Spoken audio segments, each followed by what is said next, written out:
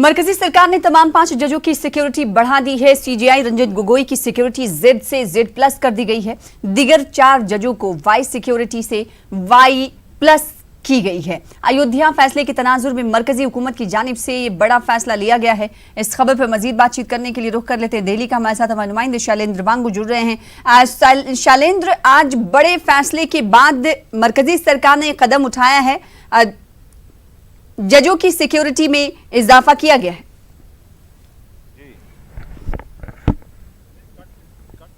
शैलेंद्र, आपको आवाज हमारी मिल पा रही है? तो मरकजी सरकार ने तमाम 5 जजों की सिक्योरिटी बढ़ा दी गई है। ये वो जज हैं जिनकी आईनी बेंच ने आज सुप्रीम फैसला सुनाया है। 125 साल पुराने फैसले का इख्तिताम हो गया है और सुप्रीम फैसले पर सभी से अपील भी की जा रही है कि अमन अमान बरकरार रखें। ऐसे में मरकजी सरकार ने जजों की सिक्योरिटी के हवाले से बड़ा कदम उठाया है। Chief justice of India Ranjan Gogoi की सिक्योरिटी में इजाफा किया गया है, साथ ही साथ दिगर 4 जजों की सिक्योरिटी में भी इजाफा किया गया है। ये बड़ा कदम शैलेंद्र वांगू मरकजी सरकार की तरफ से सुप्रीम फैसले के बाद जजों की सिक्योरिटी के हवाले से उठाया गया है।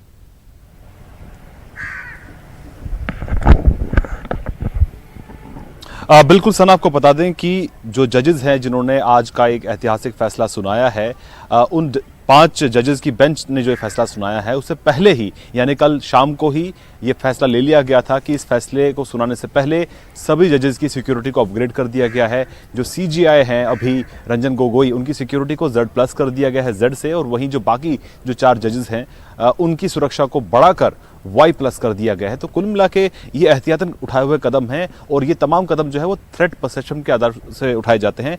थ्रेट की परसेप्शन का रिव्यू होता है कि कितनी थ्रेट या कितना खतरा किसी वीआईपी को है, तो उस आधार पर सुरक्षा अपग्रेड की जाती है, डिग्रेड की जाती है। लेकिन फिलहाल आज के फैसले से पहले कल देर रात ही ये फैसला ले लिया गया था कि इन तमाम जजेस की, इन 5 जजेस की जो ये फैसला सुनाने वाले हैं, इनकी सुरक्षा बढ़ाई जाएगी। ये तमाम उन्हीं तरह के कदम है। आपको याद दिला दें कि जो पिछले दिनों में हमें देखने को मिले, चाहे सेक्शन 144 लागू किया गया कई जगहों पर, वहीं साथ ही साथ जम्मू कश्मीर में सब जगह सेक्शन 144 लागू किया गया है। कई जगह स्कूल कॉलेज बंद कर दिए गए हैं। अलीगढ़ में इंटरनेट पर फिलहाल बंद किया हुआ पे इंटरनेट। तो उसी तरह से ये भी एक ऐसे एहतियातन उठाया हुआ कदम है। लेकिन आपको ये बता दें कि फिलहाल कुछ दिनों बाद चीफ जस्टिस जो है वो रिटायर होने वाले हैं, लेकिन फिलहाल इन तमाम 5 जजेस के पास जो है सुरक्षा बरकरार रहेगी आने वाले दिनों तक, जब तक दोबारा इसका रिव्यू नहीं होता। लेकिन एक अहम बात मैं और जोड़ना चाहूंगा सना इसमें कि इस पूरे फैसले के बाद जो आज एक फैसला, बड़ा फैसला जो सुप्रीम कोर्ट की तरफ से आया है, उसके बाद से लगातार होम मिनिस्ट्री संपर्क में बनी हुई है सभी राज्यों के डीजीपीज के साथ, यानी डायरेक्टर जनरल ऑफ पुलिस जो सभी राज्यों के हैं उनके साथ होम मिनिस्ट्री संपर्क में बनी हुई है। उनसे रिपोर्ट मांगी जा रही है कि क्या कहीं पे कोई ऐसी अप्रिय घटना, कोई ऐसी अप्रिय घटना या कोई ऐसा वायलेंस कहीं पे कोई रिपोर्टेड हुआ है या नहीं। लेकिन फिलहाल ऐसी कोई वायलेंस की कोई खबर कहीं से नहीं है। तो ऐसे में होम मिनिस्ट्री के एक सीनियर ऑफिसर जो स्पेशल सेक्रेटरी इंटरनल सिक्योरिटी हैं, वो टच में बने हुए हैं तमाम डीजीपीज के साथ और उनसे संपर्क में लगातार उनसे जानकारी ली जा रही है।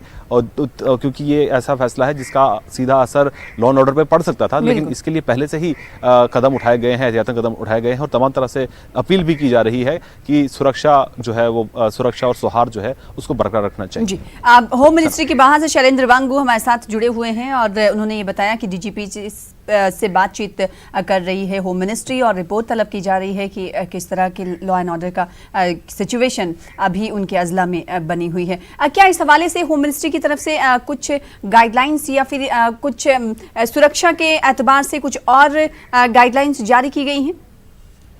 कुछ फैसले लिए गए होम मिनिस्ट्री की तरफ से, शैलेंद्र वांगू?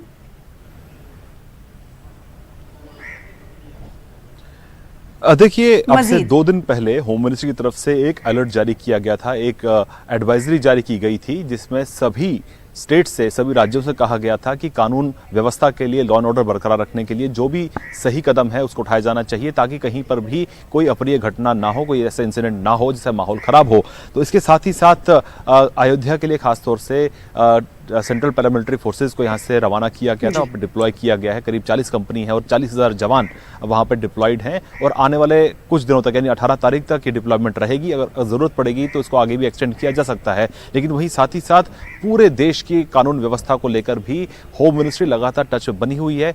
कोई स्पेसिफिक इस तरह का निर्देश नहीं दिया गया है, लेकिन एक एडवाइजरी ज़रूर जारी की गई थी अब से 2 दिन पहले, जिसमें कहा गया था कि लॉ एंड ऑर्डर सबसे ऊपर है।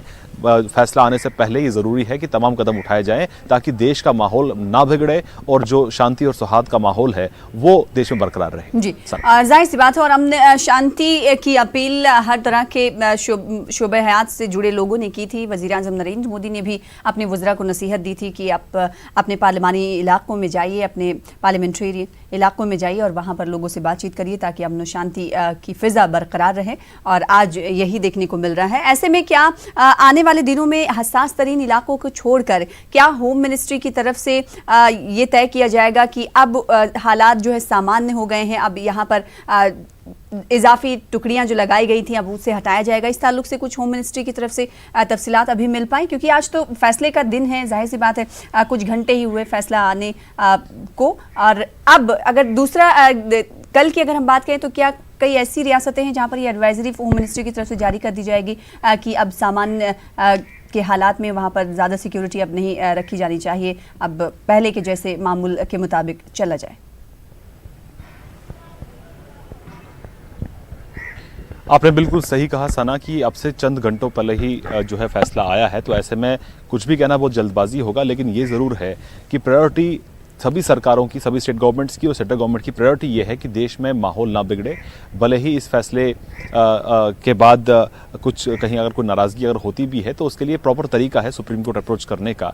तो ऐसे में ज़रूरत इस बात की है कि इसको वेलकम किया जाना चाहिए। हमने तमाम स्टेटमेंट सुबह से देखे हैं, जो भी चाहे प्रधानमंत्री मोदी के ट्वीट से लेकर अमित शाह का, होम मिनिस्टर अमित शाह का ट्वीट हो या फिर all India Muslim personal law board के स्टेटमेंट्स हो, बाबा रामदेव का स्टेटमेंट हो, मोहन भागवत का स्टेटमेंट हो, तो हर किसी ने यही बात कही है कि सुप्रीम कोर्ट के फैसले का स्वागत किया जाना चाहिए। देश में शांति का माहौल बरकरार रखना चाहिए। ये फैसला जो है ये काफ़ी टाइम से पेंडिंग पड़ा था और अब ये कई दशकों से पेंडिंग पड़ा था और आखिरकार ये फैसला अब सामने आ चुका है। तो ऐसे में सभी को इसका स्वागत करना चाहिए। लेकिन ऐसे में मुस्लिम पर्सनल लॉ बोर्ड ने जो कहा है कि उसका रिव्यू पिटीशन वो करेंगे, वो उनका हक है, वो कर सकते हैं, वो कानूनी प्रक्रिया है जिसको फॉलो किया जा सकता है। लेकिन ज़रूरत इस बात की है कि देश में आज के दिन में शांति बरकरार रहनी चाहिए और ऐसे में होम मिनिस्ट्री खासतौर से न सिर्फ ऑन ग्राउंड सिचुएशन को मॉनिटर कर रही है बल्कि ऑनलाइन भी, यानी कि खास तौर से नज़र है सभी सोशल मीडिया प्लेटफॉर्म्स पे, चाहे ट्विटर की बात करें, व्हाट्सएप की बात करें, टेलीग्राम, फेसबुक, तमाम ऐसे प्लेटफॉर्म्स पर नज़र रखी जा रही है कि कहीं से,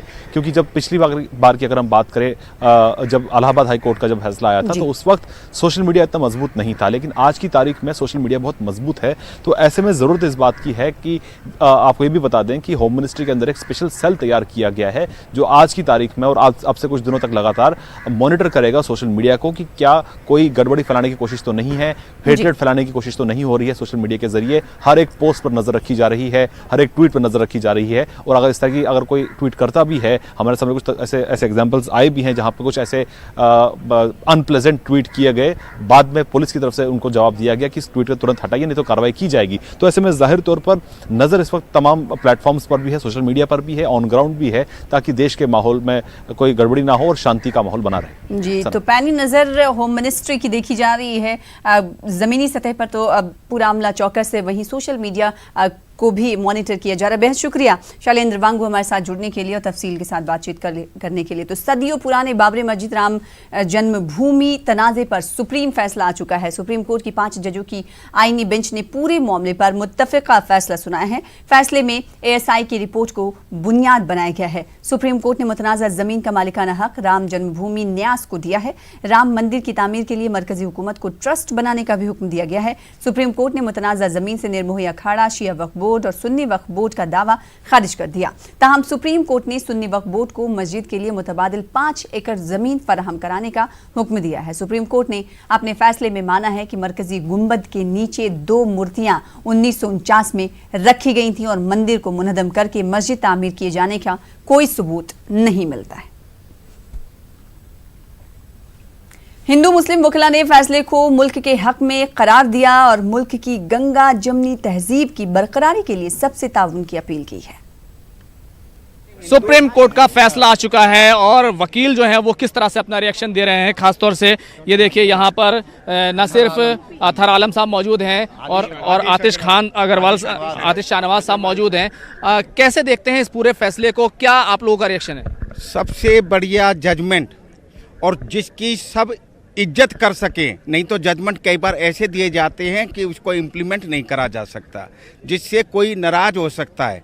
पर ये जजमेंट ऐसा है, इसमें किसी की भी हार नहीं हुई, सबकी इज्जत बढ़ी, सबका भाईचारा। अतहर आलम साहब जो हैं सुन्नी बोर्ड के तरफ से थे, हम जनरल वकीलों की तरफ से थे।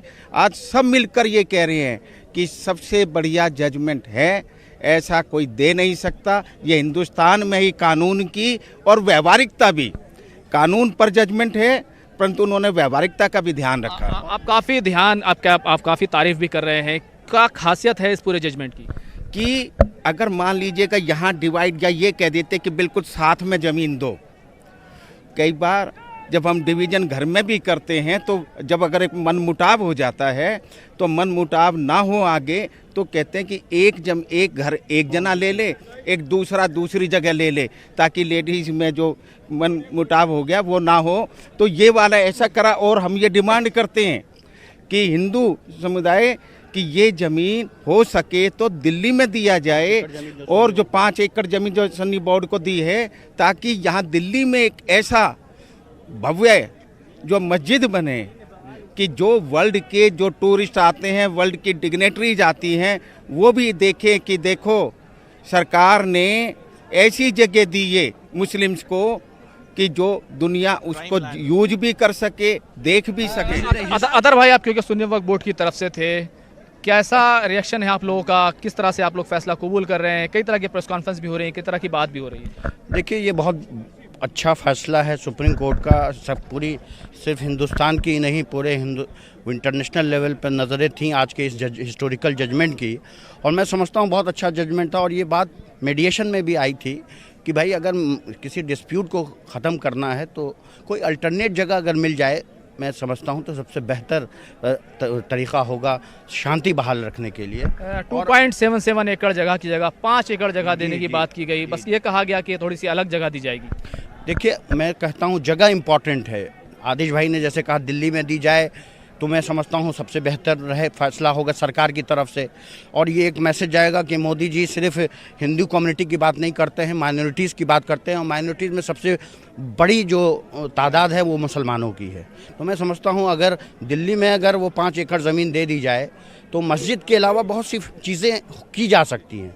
मस्जिद से भी एक एजुकेशन का कारवां चल सकता है, एजुकेशन अवेयरनेस क्रिएट की जा सकती है, हेल्थ के काम किया जा सकता है। यहाँ पर एक खातून भी हैं, क्या कहेंगी आप? क्योंकि आप तो खुद कोर्ट रूम में मौजूद रही, सारा माहौल आपने देखा, सारी चीज़ें देखी, मैराथन सुनवाई भी देखी, और ये पूरा विवाद, पूरा तनाज़ा आप देखती रही हैं।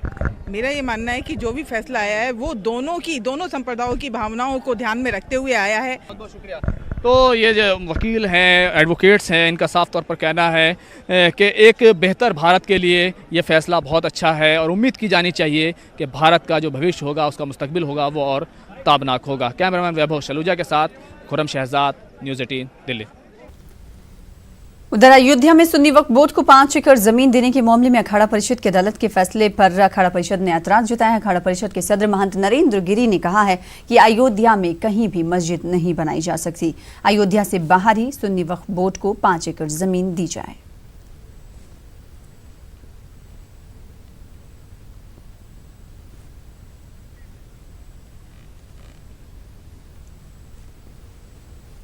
वहीं बाबरी मस्जिद एक्शन कमेटी के कन्वेनर जफरयाब जिलानी ने कहा कि हम सुप्रीम कोर्ट के फैसले का खैर मकदम करते हैं, मगर हम इस फैसले से मुतमईन नहीं हैं। वहीं दूसरी जानिब हिंदू महासभा के वकील हरिशंकर जैन और बीजेपी लीडर विनय कटियार ने सुप्रीम कोर्ट के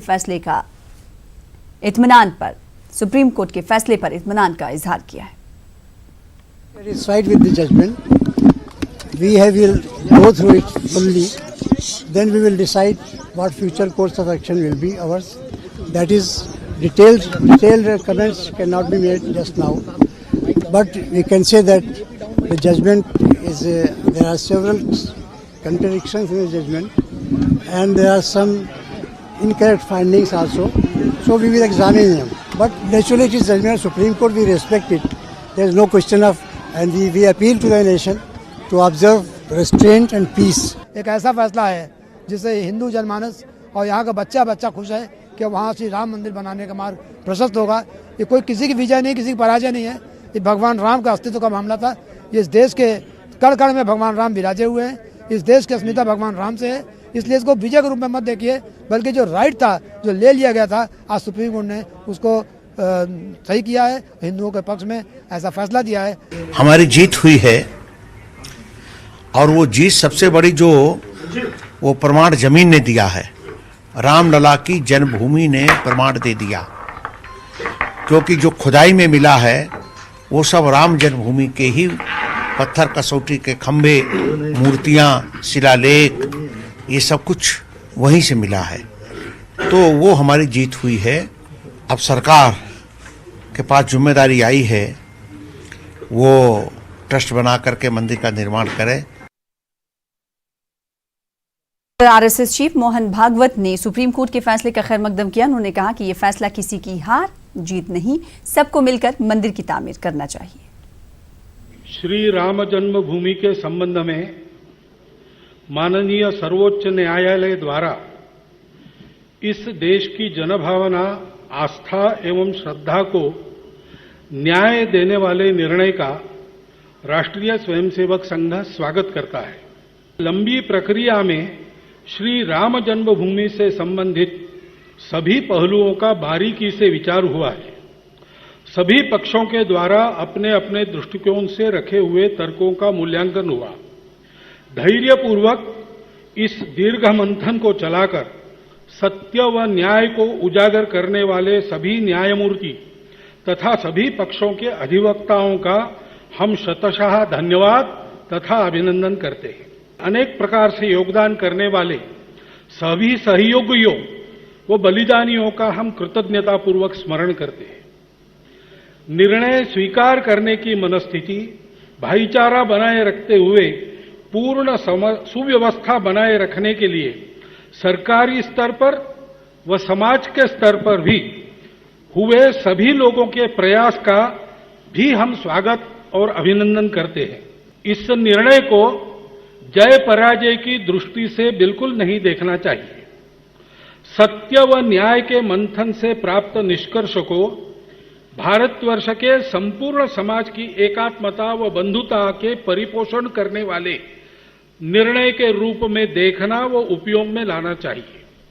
संपूर्ण देशवासियों से अनुरोध है कि विधि और संविधान की मर्यादा में रहकर संयमित और सात्विक रीति से अपने आनंद को व्यक्त करें।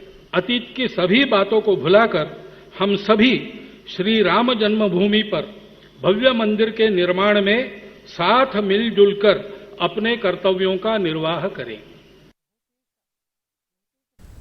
फैसले के बाद मुस्लिम फरीकों की मुश्तरका प्रेस कॉन्फ्रेंस भी हुई। मुस्लिम फरीकों ने कहा कि 5 एकड़ जमीन की कोई अहमियत नहीं है। सुप्रीम कोर्ट की रिपोर्ट पढ़ने के बाद आगे के लिए लाहेअमल तय करेंगे। I can only say that judgment is not satisfactory and is not as per our expectations. We are not satisfied with it, and especially from the fact that the land of the mosque, even of the inner courtyard, in which prayers were offered, that too has been given to the other side. इसमें ये हम इसको न equity मान सकते हैं न justice मान सकते हैं। फिर भी हम इसके बारे में जो कुछ लीगल रेमेडी होगी वो उसके बारे में तय करेंगे, बाद में आपको बताएंगे। आज तो इतना ही हम कहना चाहते हैं कि जो ऑब्जर्वेशंस में आए उसमें बहुत से ऐसे ऑब्जर्वेशंस हैं जो चीफ जस्टिस ने प्रोनाउंस किया, जजमेंट सुनाया। इसके अंदर बहुत से ऐसे ऑब्जर्वेशन हैं जो मुल्क के लिए फायदेमंद हो सकते हैं। मुस्तकबिल में इस सेकुलर स्ट्रक्चर को कायम रखने में ये जजमेंट कहीं किसी हद तक हमारा पूरे मुल्क के लिए मददगार हो सकता है। तो हम हर पार्ट को नहीं क्रिटिसाइज कर रहे हैं, लेकिन कुछ पार्ट उसका जहाँ की फाइंडिंग दी गई है, ख़ासतौर से जो फाइंडिंग इस बात की दी गई है कि मस्जिद का कंस्ट्रक्शन माना गया 1528 मीर बाकी, जब मीर बाकी से कह दिया तो 1528 हो गया। और 1857 के बाद के ये कहा गया कि इसके बाद की तो एविडेंस मिलती है, इससे पहले की एविडेंस नमाज पढ़ने की नहीं मिलती। अब मैं इसको कुछ और नहीं कह सकता, लिख कर ही इस बात को कहूँगा जो कुछ मैं कहना होगा कि जो चीज़ें आप रिलाई कर रहे हैं, टाइफन थैलर का जो ट्रैवलर्स अकाउंट रिलाई किया आपने, और उस टाइफन थैलर के ट्रैवलर्स अकाउंट में अगर ये लिखा है कि ये मस्जिद 3 गुंबद वाली बनाई गई, तो मस्जिद के लिए अब नमाज पढ़ने का वो लिखेगा, ये हम एक्सपेक्ट नहीं कर सकते ट्रैवलर्स के उसमें अकाउंट में, ना वो पूजा करने उसने लिखा है।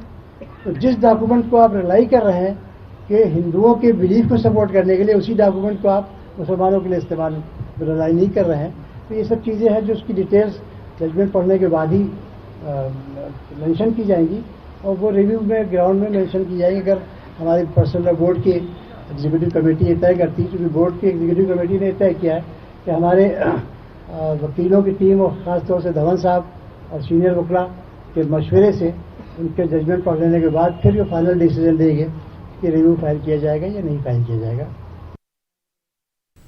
वहीं जमात इस्लामी हिंद ने भी मुस्लिम पर्सनल लॉ बोर्ड की हिमायत की है कि सुप्रीम कोर्ट का ये जो फैसला आया है उस पर हमको पूरी तरह इत्मीनान नहीं है, उसकी सारी बातों से इत्तेफाक नहीं है। बाज़ बातें बहुत अहम हैं और उससे मुल्क में अमन व अमान और हमारे मुल्क का जो कॉन्स्टिट्यूशनल फ्रेमवर्क है उसको मजबूत करने में मदद मिलेगी, लेकिन बहुत सारी बातें और ख़ासतौर पर जो कंक्लूजन है उससे पूरी तरह इत्तेफाक नहीं है। लेकिन बहरहाल हम एक सिविलाइज सोसाइटी में रहते हैं जिसमें रूल ऑफ द लॉ की बड़ी इंपॉर्टेंस है, तो हम पहले से हम ये बात कहते रहे हैं कि सुप्रीम कोर्ट और हमारा जुडिशल सिस्टम फाइनली जो कंक्लूड करेगा उसको हम मानेंगे, उसका एहतराम करेंगे।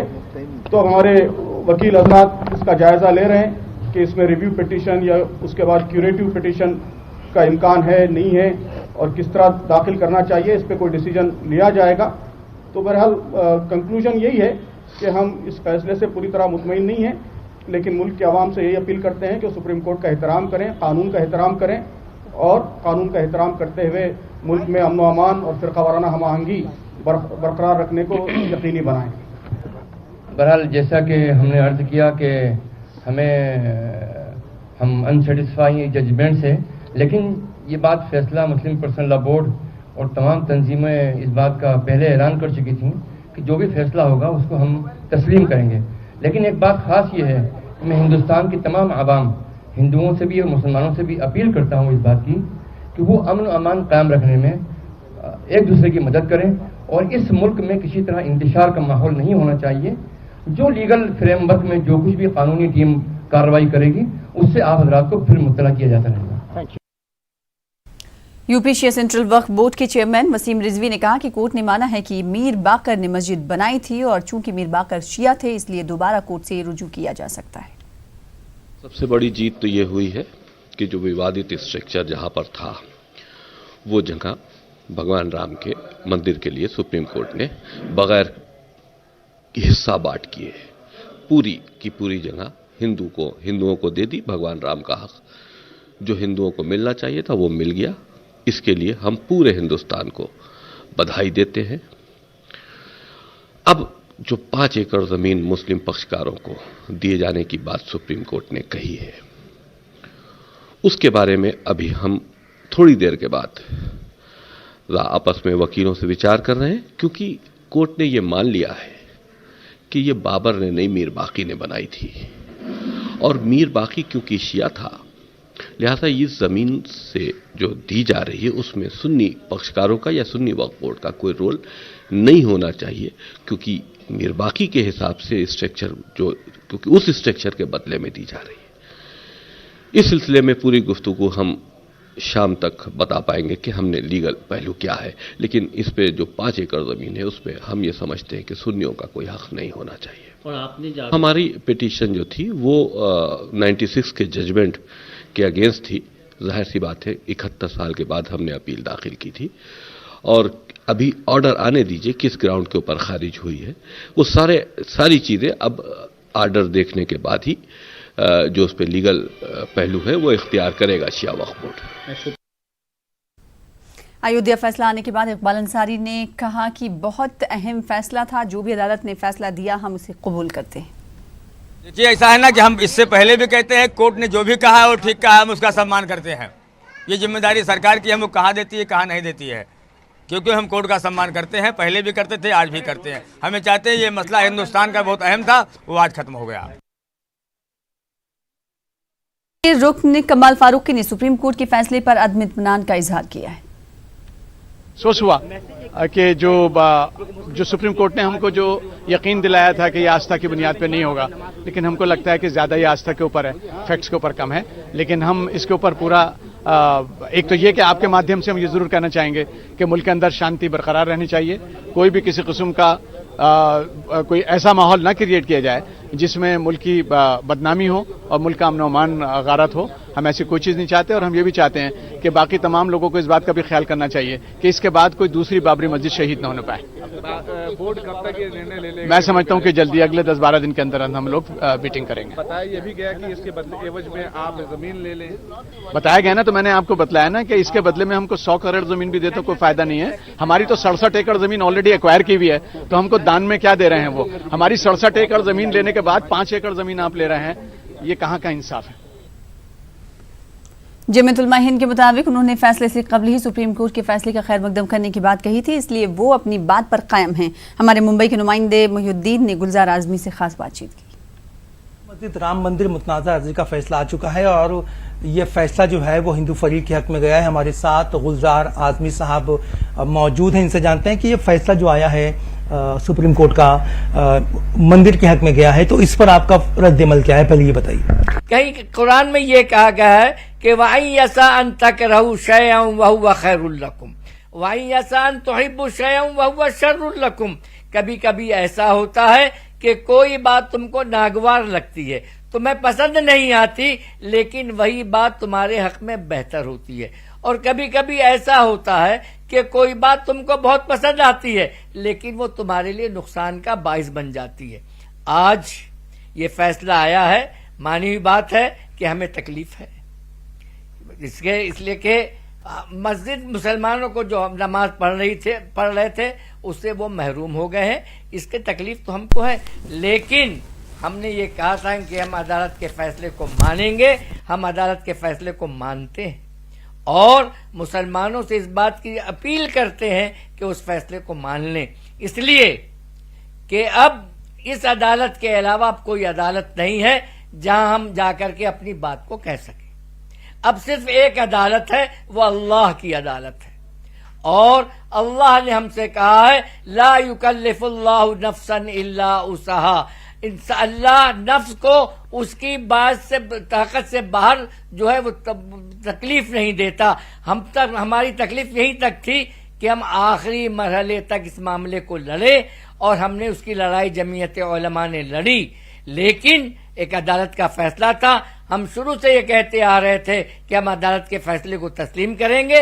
हम अदालत के फैसले को तस्लीम कर रहे हैं। हम मुसलमानों से कह रहे हैं कि मायूस मत हो, इंशाअल्लाह ये